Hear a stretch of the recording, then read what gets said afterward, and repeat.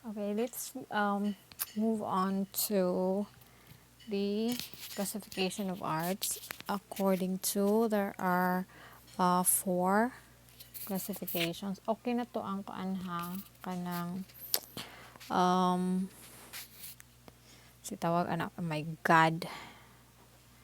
Okay na to ang categories ha. So if you have questions, of course, you know that you can always message me or you can always brought it up during our Zoom meeting because we will have one after this. Let's proceed to classification of arts according to, as I have said before, there are four: the contextual, physical, personal, and the social. Now let's discuss first the contextual function.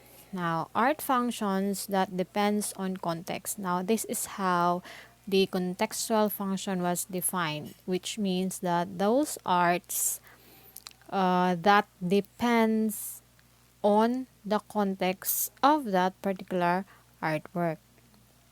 It consists of all the things about the artwork that might have influenced the artwork itself or the artist. Although no piece of art can be assigned, no, a function either in essay form or in a casual conversation if it isn't first considered within a proper context. Trying to classify functions will depends on context according to Isaac 2006. Now, contextual art functions in a sphere of meanings which this civilization uses in its contact with reality.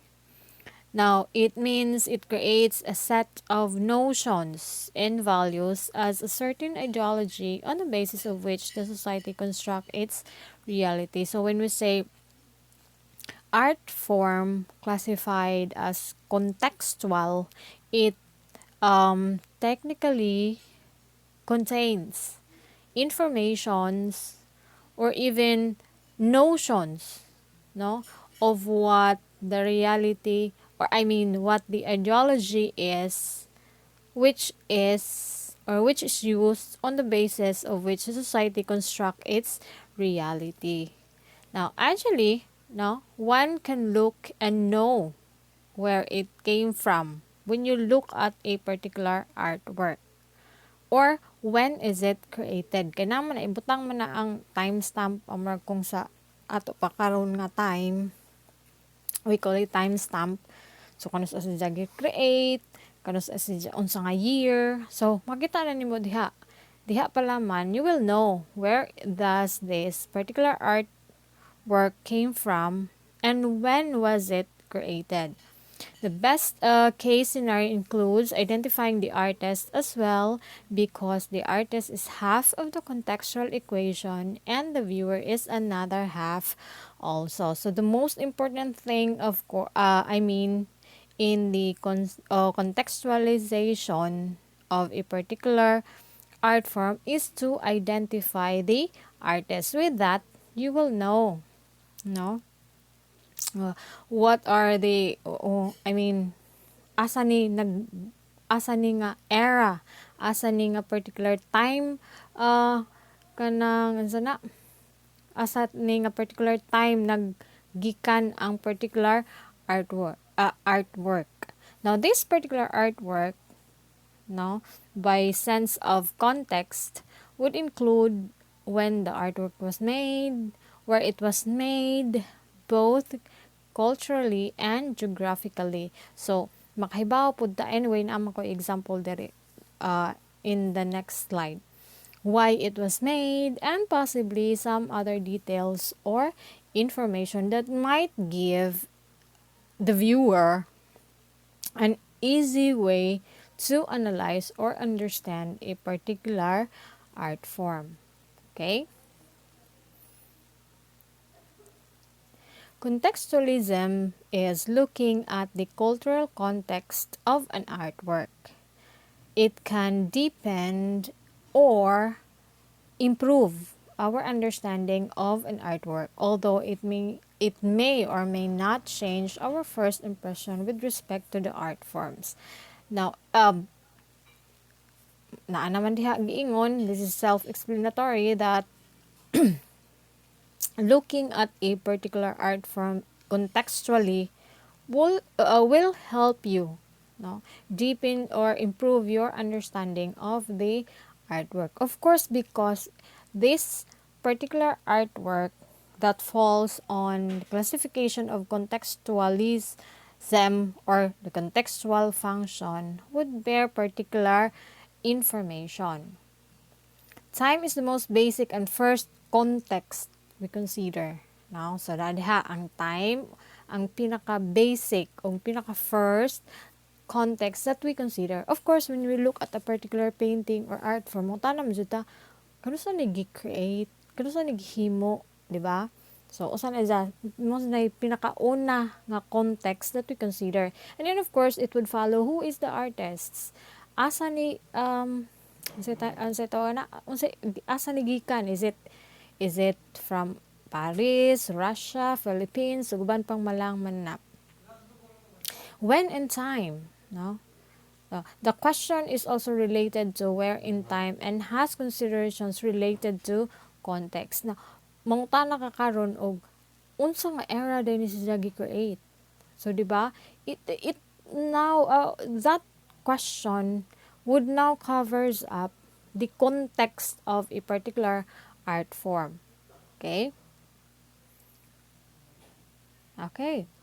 So the context for the artists or the creator includes their culture, their worldview, where they grow up, their family values. No, yes, it is included. No, most of artists are identified. I mean, most artwork.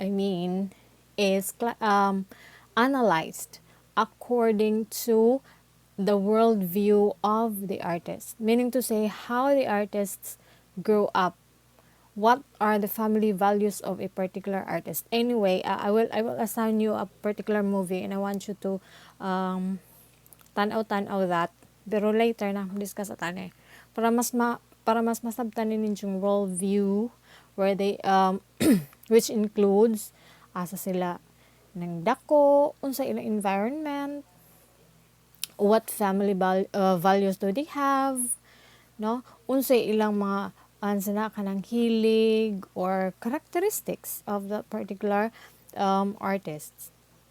And then another is their place or the geography or locations or whatever it is, like asani is the artist from Paris, is the artist from ganang Italy, London, ug pang malang mananap. Now, it includes the city, rural, home, or even the travels now that the artists make, because it might influence their artwork. And of course, the last one is their worldview. How do they view the world with respect to religion, faith, beliefs, and etc. Now, context also has to do with the viewer, of course. No, diba? Now, for example, when a person in Paris in the in 1890s look at a Van Gogh painting, how that painting looked like and felt and seemed to her was very different from that of an American viewer looking at the same painting today. So, for example, ay kang Van Gogh nga painting, the feel and the interpretation would be, oh no, not the interpretation, the feel ra, how the painting look, no, from 1890s compared to today. Nganong naa may difference between how a particular person view a particular painting of Van Gogh from 1890s, no, kantahay ang naining tan-aw sa painting ni Van Gogh in 1890s and naapoy ning tan-aw sa painting ni Van Gogh as of today, dili na sila parehas og dili parehas og ma-feel, dili parehas og ma-think, dili parehas og unsa pa, maybe a little bit of how they would view the painting as it is. So because there is a difference now between 1890s and 2020. Lahi na jud, di ba? Mao na gitawag na to og um, certain things, factors or whatever we call it that might influence, no, a particular artwork. Now this time on the perspective of the viewer. Ang ganina kay sa artist man to atong gikuan, no, kato ilang culture, ilang worldview, ilang place, ilang worldview again for religion and belief or etc. Now this time in the perspective of the viewer. Now, basig lahi na ang pag-view, ang ma-feel sa naa sa 2020 kay it's more on they're thinking about the COVID-19, what's going to happen now, or basig it would be the end of the world. So, naanay mga certain influences on how you view a particular artwork. Okay?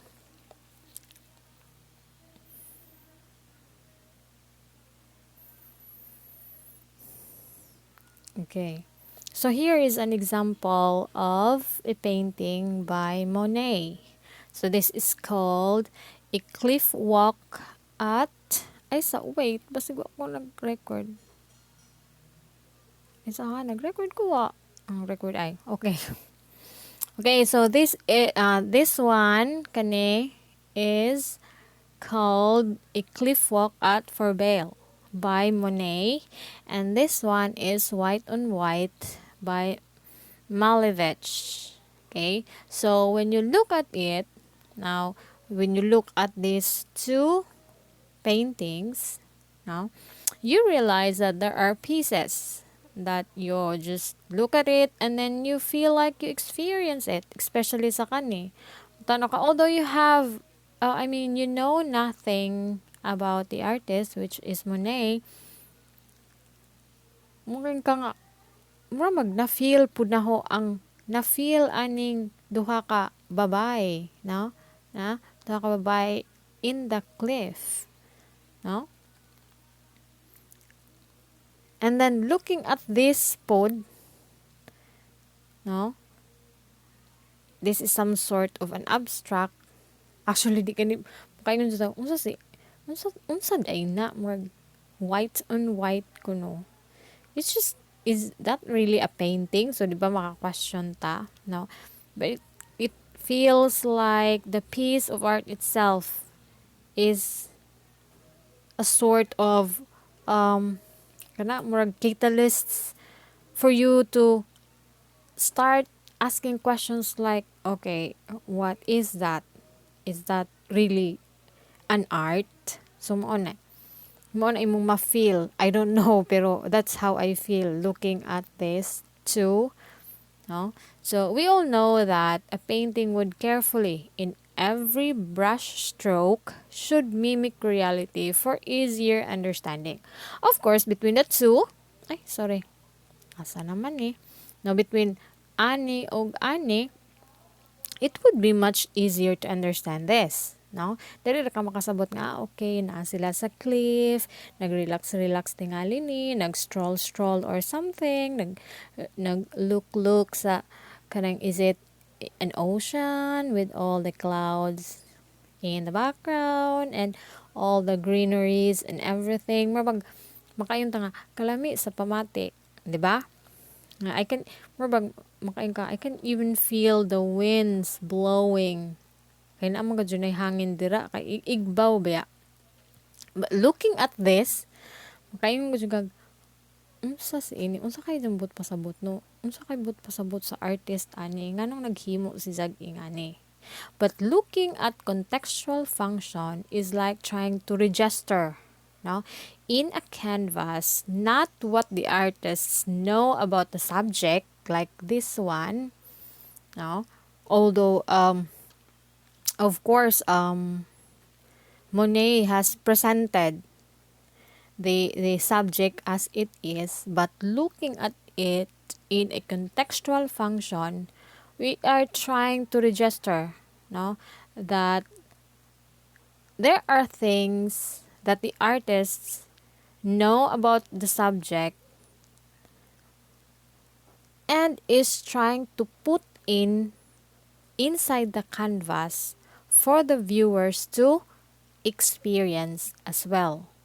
It might be that what life is at that moment the painting is created, like kani, no? Makita nimo what could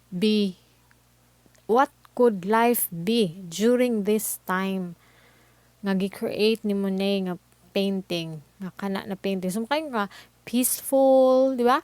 Although it's a representational, no, it represent the way the subject is, but looking at it on contextual level, the artist is trying to tell you things, no, rather than about the subject. So ang ako nasabtan is that maybe during this time that this painting is created,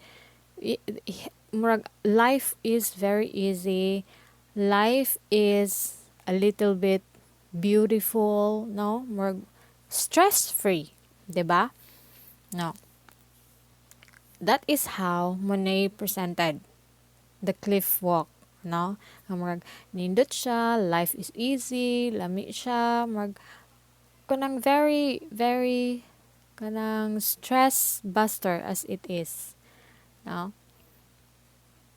So with Monet's painting, we can like understand the culture, the worldview of the artist, no? Makita ninyo dili. Now, going back ha, so Monet, in contextual level, we are trying to, a painting is trying to, sana ka ng, haroy, di naman ako katigong storya, gigutom naman lagi ko. I mean, the painting is trying to give this information about the culture of the artist, the worldview of the artist, their place. So, makaingon gadjuta nga, Monet is living a beautiful life with his cliff painting. Diba? Would you like to agree? O, agree na laman mo karong mahumanta. Okay? But, on the other hand, Dara, try to look at this. Excuse me. Gigutom ko no pero nugab. What do you feel looking at this particular artwork?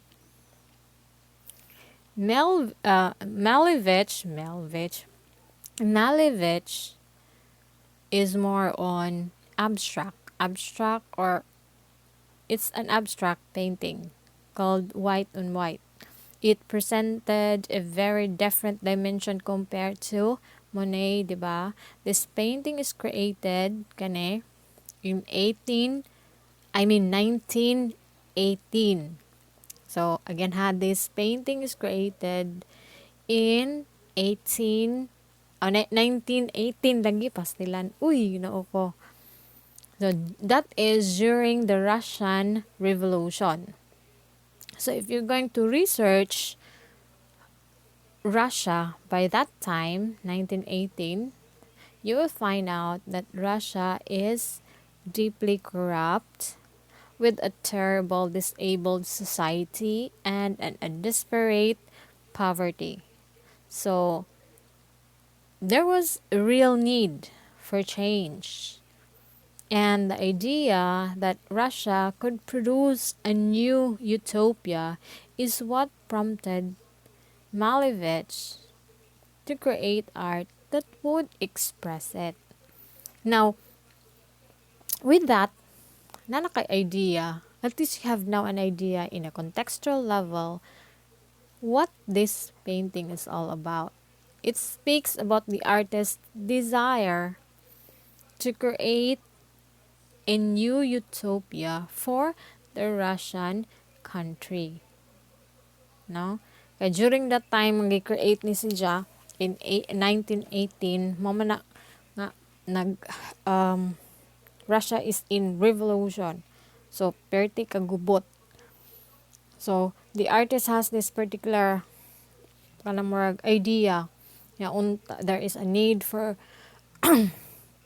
total change in Russia, and that maybe he can help by creating artwork that would express that particular idea or even help people to achieve that particular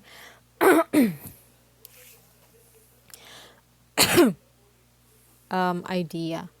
Okay, so diha pala man makita na nimo by contextual level the different messages now that both artists are trying to convey. On the side of Monet, he was trying to convey the beautiful life, no, ang isang worldview, how nga okay kaadyo siya during the time that he was creating this particular artwork, why mga gera or why poverty that is happening. That's why, of course, the painting itself is also beautiful and stress-free. Now, looking at Malevich,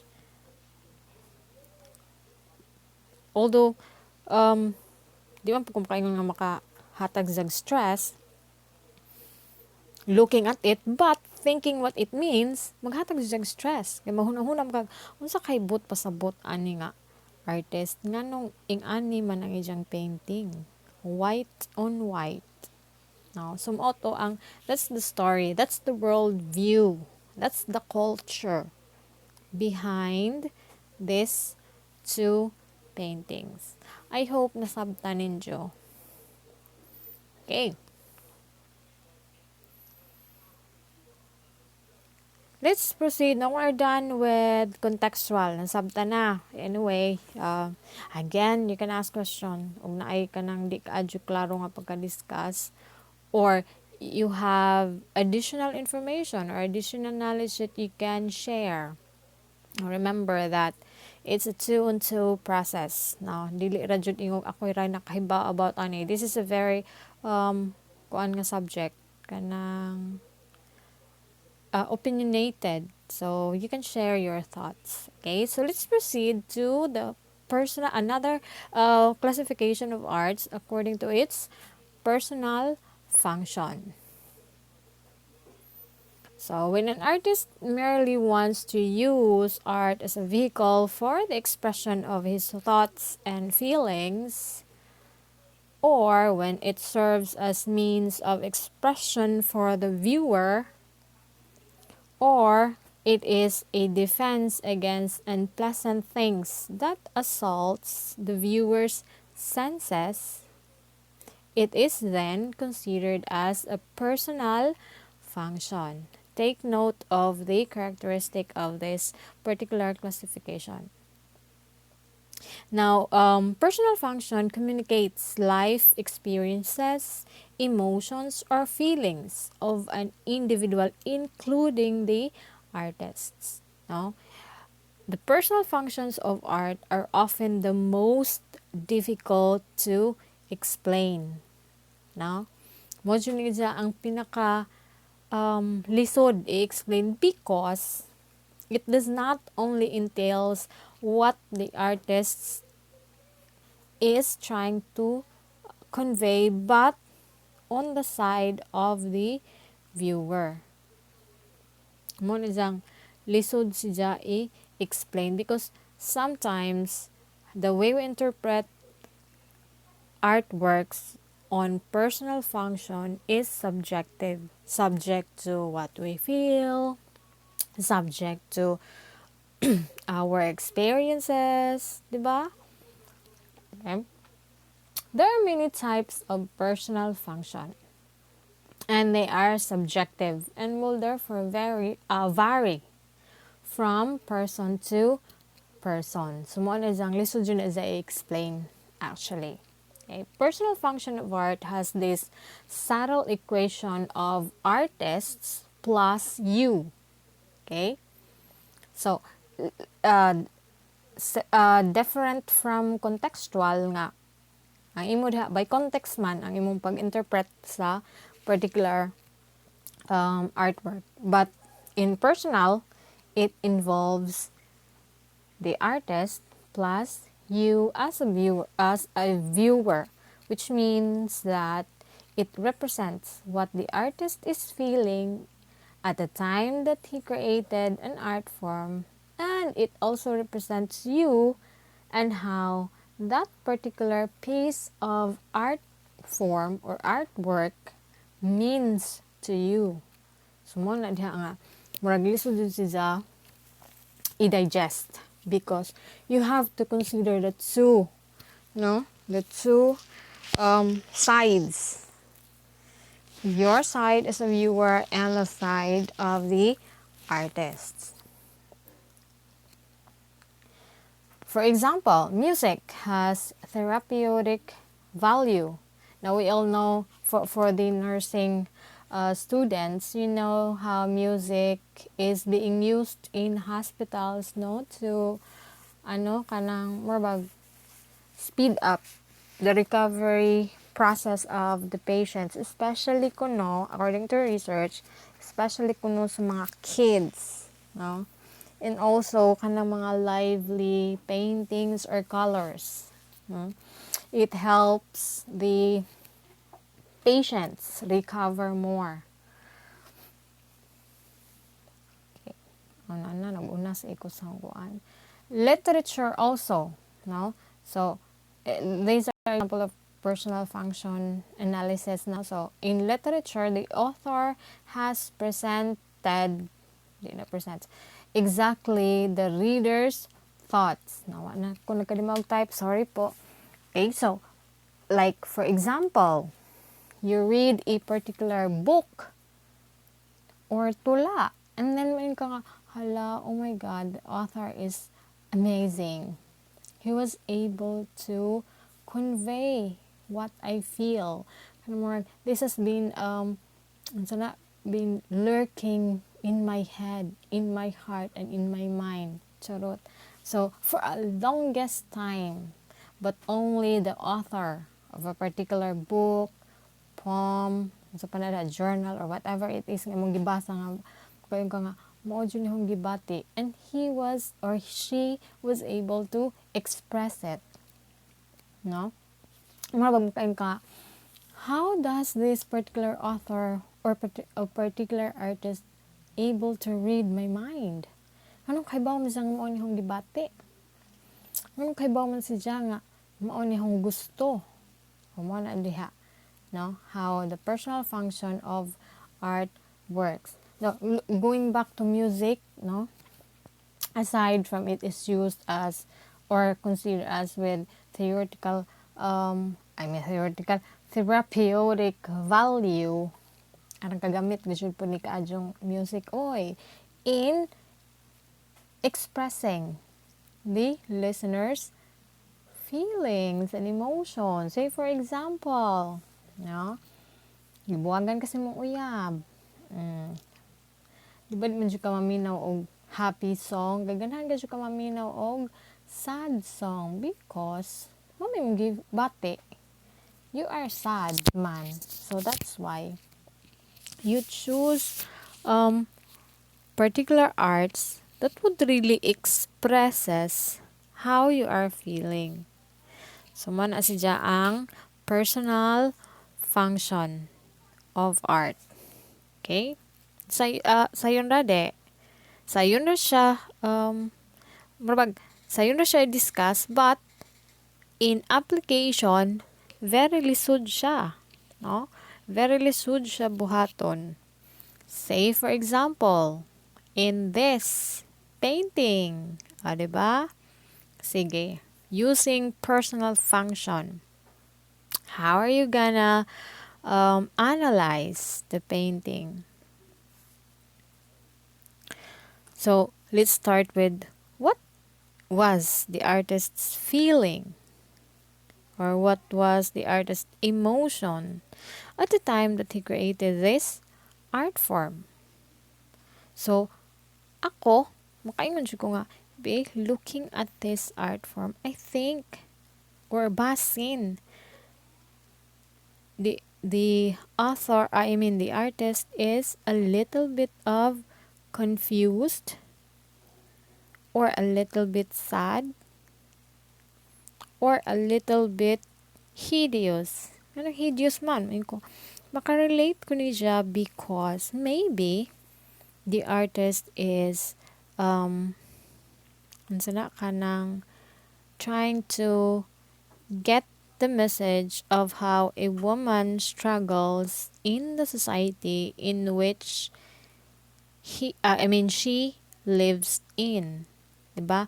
So, at my end, pwede ko moingon nga, hala, makarelate lagi ko ani nga kuan art for, painting.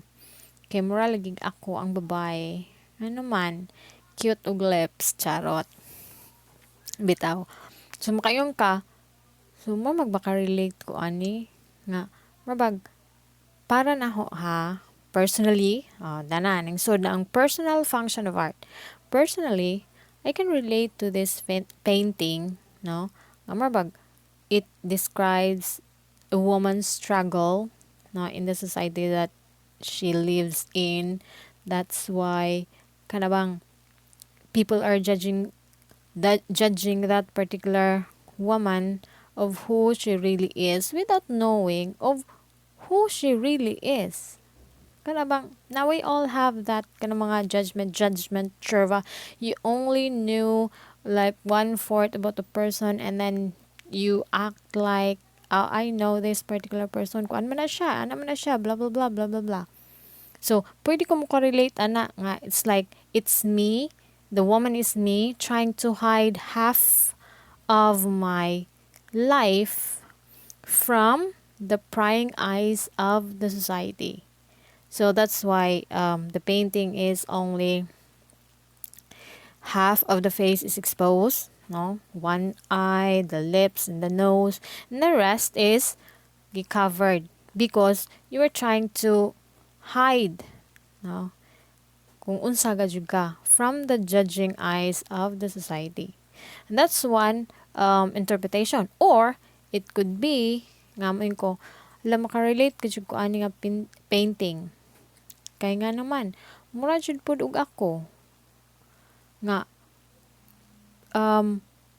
the society is already labeling me of what I am not. So, mo na siya nga halfway ra pud ang nakita.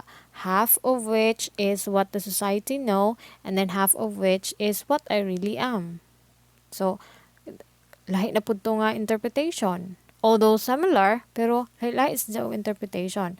Mabag, ang usa, what the society know and what the society does not know about this particular woman. So, murag ingana ba? A concrete example would be like one person. Mayong ka nga, this is how I act in front of the society, but that is not me. 'Di ba? And then, this is how I act in a particular society, but this is how the society looks at me. Glibog na mo. Basta i-digest na lang mo na hinahinay. So, mo na, inga na ang personal function. It's a two-way process. It takes two to tango, no, the artist and the viewer. Okay? Okay, so we are done with the classifications of art according to its function, and now we have activity 1 and 2. For activity 1, please access Diao. Those are 6 episodes in YouTube, and be ready to share your thoughts during our Zoom meeting. Mag-schedule ra ta og Zoom meeting mo chat ako sa GC. So definitely we will not have Zoom meeting on Monday, might be on Wednesday. Depends on what comes up ha.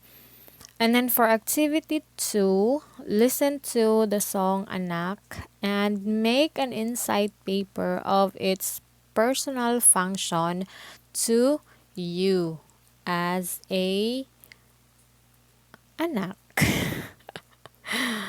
Okay, so we're not done yet sa classification of arts according to its function pa nga personal. We still have physical and social. But I'm going to cut this